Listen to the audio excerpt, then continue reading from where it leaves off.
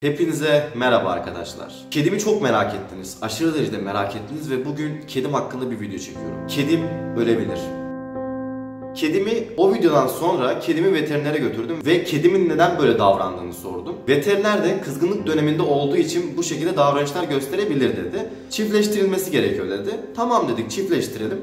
Neyse, çiftleştirmeye falan çalıştık. Sokağa saldık. Sokakta işte takip ettik, peşinden gittik ama hani bizi görmüyor tabii ki de. Ama diğer kediler yanına yaklaştığında diğer kedileri de saldırıyor. Neyse, eve başka kediler getirdik. Başka komşularımızın erkek kedisi olsun, onları getirdik. Ama yine onlara karşı da aynı şekilde tepkisiz davrandı. Daha sonra evde yine böyle yerlere sürtünmeye, garip garip sesler çıkarmaya devam etti. Ama kesinlikle kediler yanına geldiğinde kedilere saldırıyordu. Ve ne yapacağımızı şaşırdık. Daha sonra bir daha veterinere gittik ve veterinere dedik ki bu böyle davranışlar sergiliyor. Ne yapmanız gerekiyor dedik. Veteriner dedi intihar etme şansı var dedi eğer çiftleşmezse dedi. Ya da dedi kısırlaştıracaksınız. Şimdi benim kedim daha 10-11 aylık, yani daha 1 yaşına bile girmedi.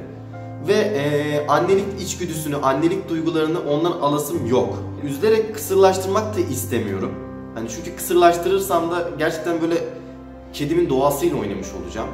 Bu çok yanlış bir şey. Bilmiyorum, şu an ne yapacağım bilmiyorum. Hani en azından bir kere bile olsa o annelik duygusunu tatsaydı o hayvan, o da hak ediyor çünkü, ama tadamadı. Şimdi şuraya bir anket bırakacağım ve aynı zamanda sizden yorumlarınızı bekliyorum.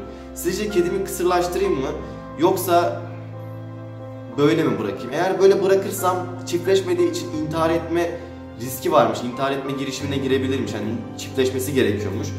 Yoksa yemek yemeyip işte agresif davranıp intihar edebilirmiş.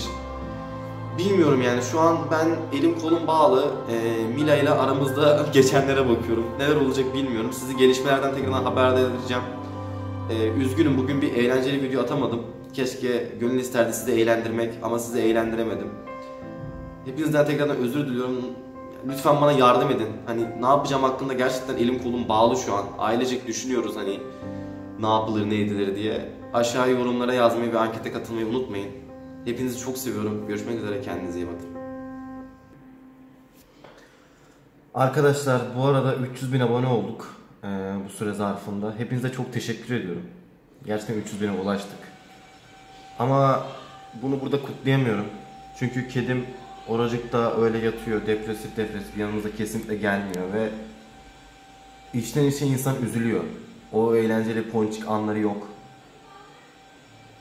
Yine videoda iyi durmaya çalıştım ama içim ağlıyor ya. Gerçekten içim ağlıyor.